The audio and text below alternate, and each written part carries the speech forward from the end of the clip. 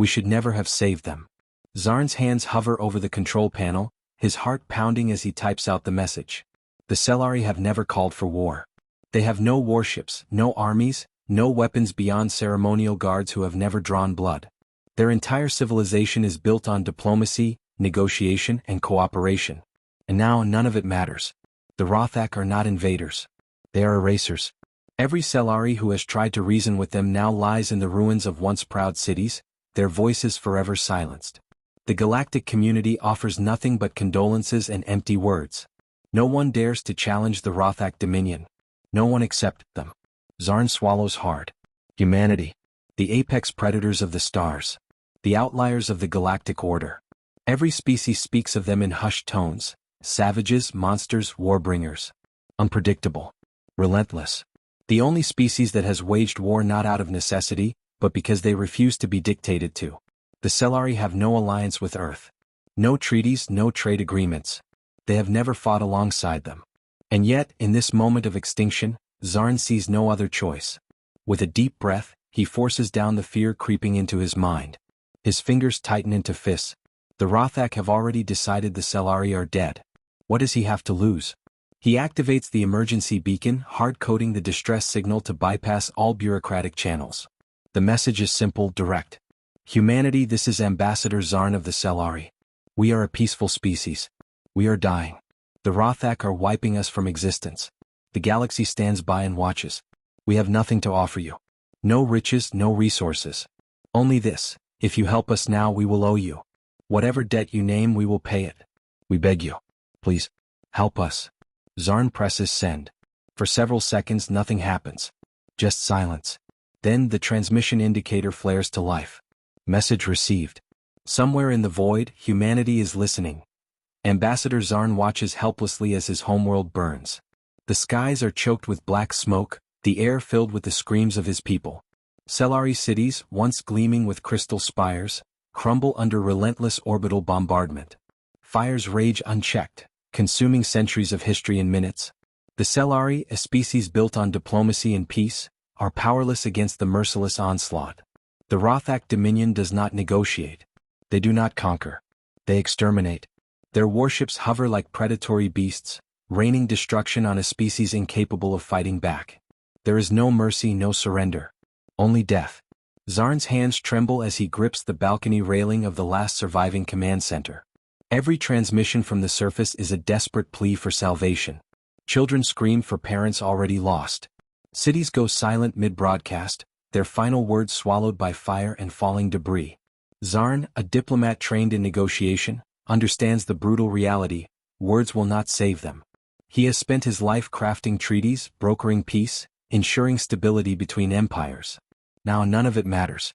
The Rothak see no value in the Cellari. They are prey, nothing more. And yet, Zarn has one last hope. A single name lingering in his mind.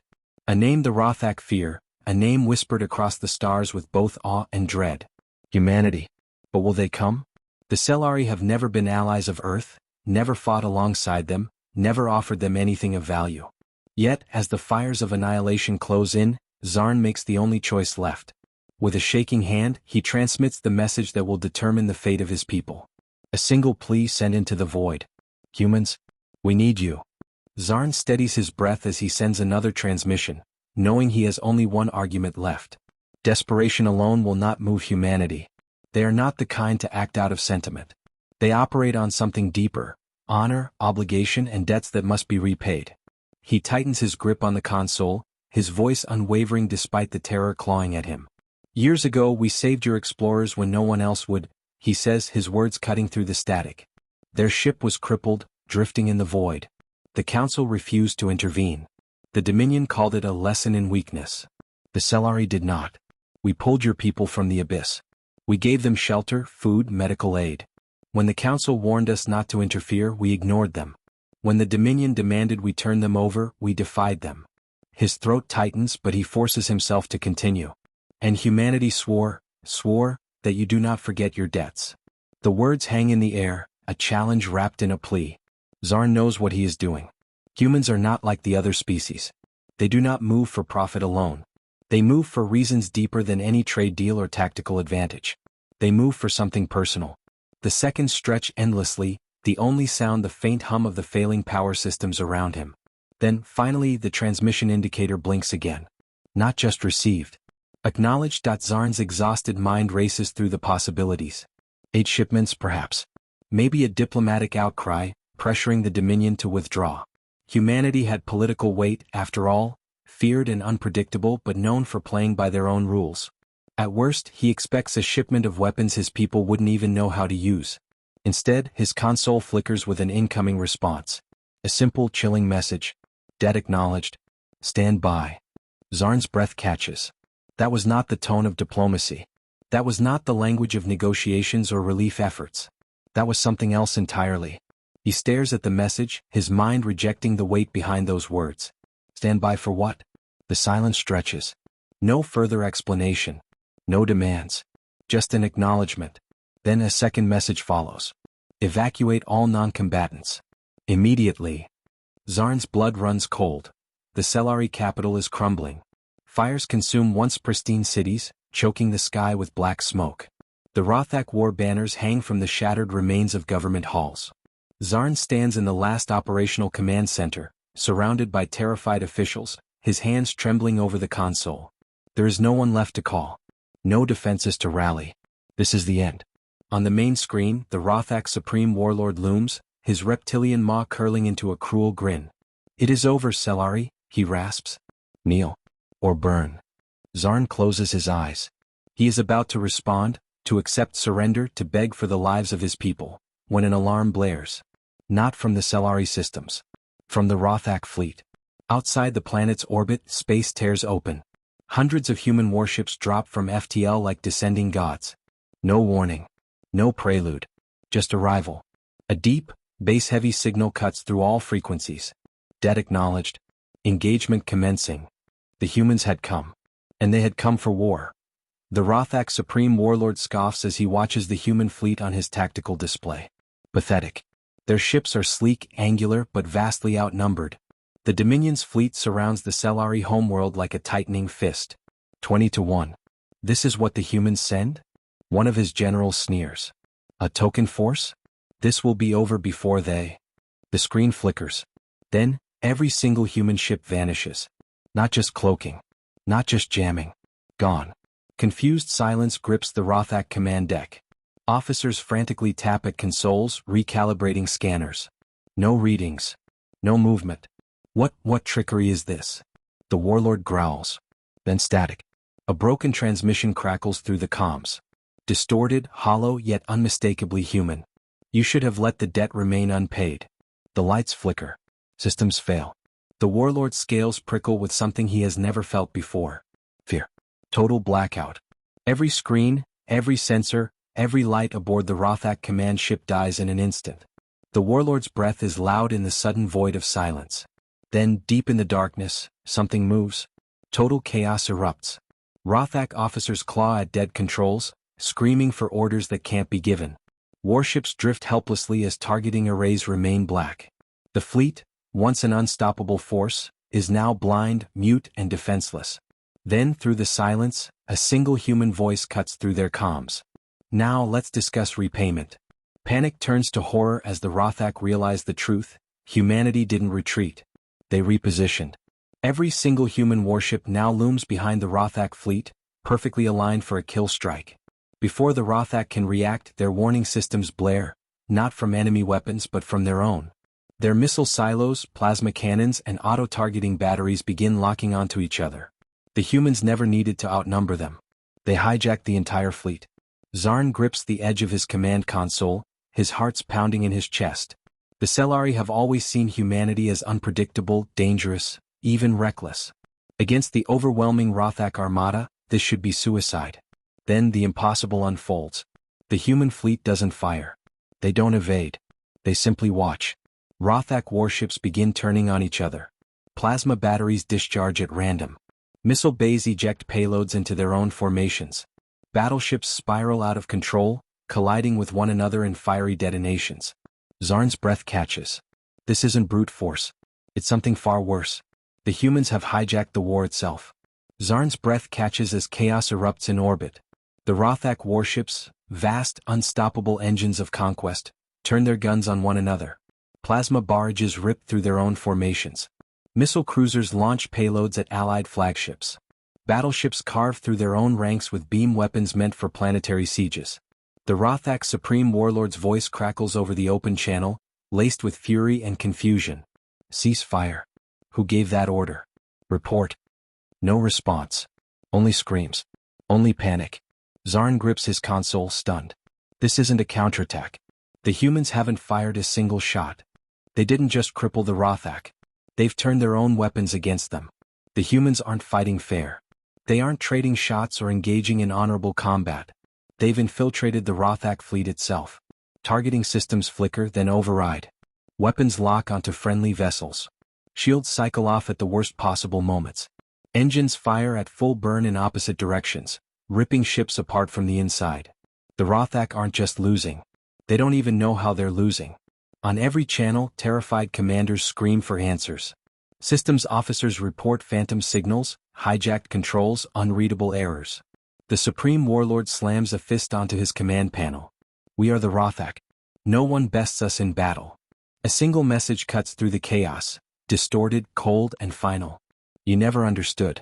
This was never a battle. The Rothak don't just face destruction, they face doubt, fear, and madness. Ghostly whispers flood their comms, speaking in their own language, naming their ship captains, reciting fleet movements they thought were secret. Unit 753, you have 2 minutes of oxygen left. Admiral, your escape pod is offline. Your shields failed 10 seconds ago. You just haven't noticed yet. Some commanders order blind, panicked retreats. Their engines overload. Others fire on ships they think have been taken over. Rothak weapons do more damage to their own fleet than humanity ever does. The Selari watch in horror. This isn't a battle, it's a lesson. Humanity isn't just fighting. They're proving a point. Your war ends today. We are inside. You should have left the debt unpaid. Crew members shout over each other, demanding to know who's speaking. No one is. The voices aren't coming from their systems. They're coming from nowhere. Hallway lights flicker. Doors seal shut. Life support malfunctions. Some soldiers tear off their helmets, screaming about voices inside their heads. On the bridge, the Supreme Warlord watches in growing terror as his own fleet crumbles without a single human shot fired. The Supreme Warlord's blood runs cold. Every screen aboard the Rothak fleet goes dark. Then, one by one, they flicker back to life, displaying only those 3 words. Debt acknowledged. Interest applied. Weapons systems arm themselves. Shields drop. Engines overload. Across the fleet, Rothak warships turn on each other. Targeting systems reroute without warning. Missiles fire at friendly vessels. Plasma cannons cut through their own ranks. The Supreme Warlord roars in fury, then freezes. A shadow moves behind him. But no one else is on the bridge. The Rothak warriors brace for battle, only to freeze in horror. Their HUDs, meant to display tactical data, now override themselves. Images flood their vision, wars fought by humans. Not just wars, slaughters. Urban battles where entire cities turned to firestorms. Silent, precise assassinations. Fleets reduced to drifting metal in the void. Operations so brutal, so efficient they make Rothak war tactics look primitive. Then a final image. A Rothak homeworld. Burning. A message overlays the carnage. This is not a threat. This is a preview. The Supreme Warlord snarls, his mandibles clicking in fury. All ships fire. Annihilate them. But the instant the command is issued, chaos erupts. Rothak warships spin out of formation. Some engines shut down entirely. Others open fire, but not on the humans. They're firing on each other. Missiles launch backward, striking friendly cruisers. Point defense turrets turn inward, shredding their own decks. Battleship shields overload and implode. The Warlord watches in stunned disbelief as a third of his fleet is wiped out, without the humans firing a single shot. Then his own ship's AI utters a final chilling phrase. Debt acknowledged. Collection in progress. Panic spreads like wildfire across the Rothak fleet. Distant flash. A reminder that somewhere out there humanity is still watching. Warning klaxons shriek. Crew members scramble as their shipboard AIs turn against them. Reactor cores, once stable, suddenly surge past critical limits. Containment fields drop. One by one, Rothak warships ignite from within. Some vanish in blinding flashes, their hulls collapsing in on themselves. Others crack apart, spilling burning wreckage into space. From the surface, Zarn watches in horror and awe. The humans haven't fired a single shot. They didn't need to. The Rothak warlord watches in mounting dread as his once mighty fleet crumbles. This was no battle, it was an execution. Their enemies had not fought. They had unmade them. Every system the Rothak relied on, targeting, navigation, even life support, was at the mercy of the humans. Their weapons turned against them. Their own warships tore each other apart. Their might meant nothing. For the first time in their empire's blood-stained history, the Rothak finally understood. They had tried to conquer the wrong species. The message echoes across the galaxy, reaching every world, every empire, every leader who once doubted humanity's resolve. The transmission isn't a boast. It's a warning. On the ruined battlefield, the last Rothak warships flicker out of existence, not destroyed but erased. Their empire, once feared, is now silent. Across the galactic network, species hold their breath. Some tremble. Some take notes. All understand. Humanity does not forget. Humanity does not forgive.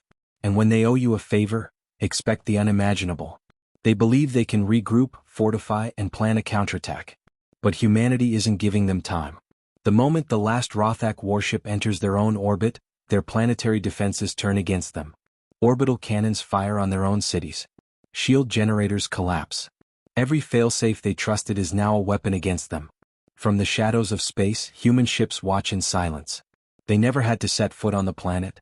The Rothak's own arrogance is the blade that guts them.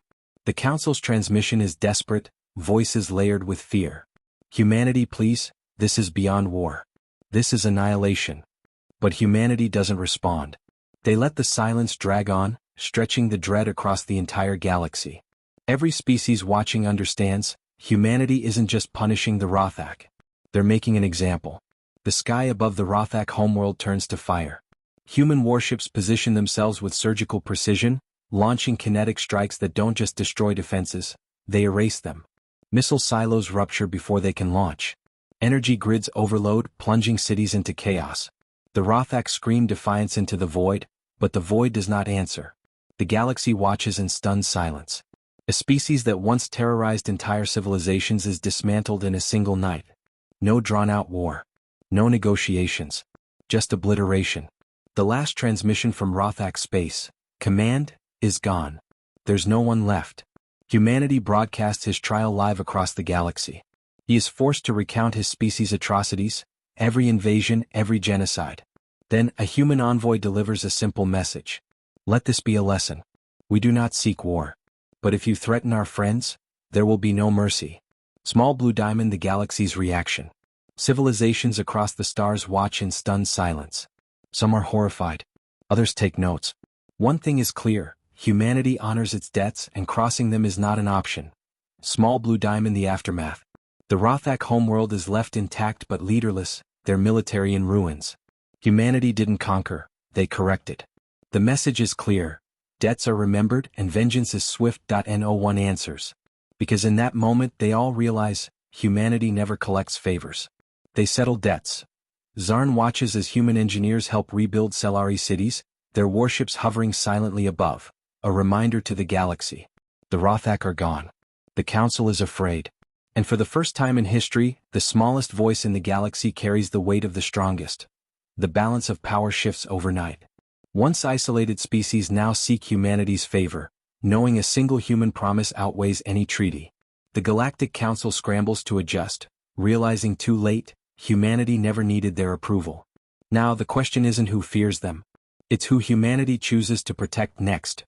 Their once mighty war machine is reduced to scrap. Their colonies stripped of power.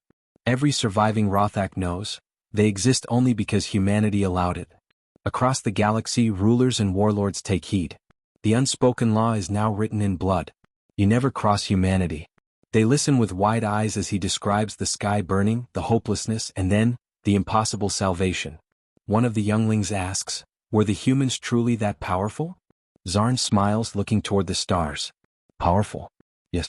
But that's not why we survived. Then why? His voice softens.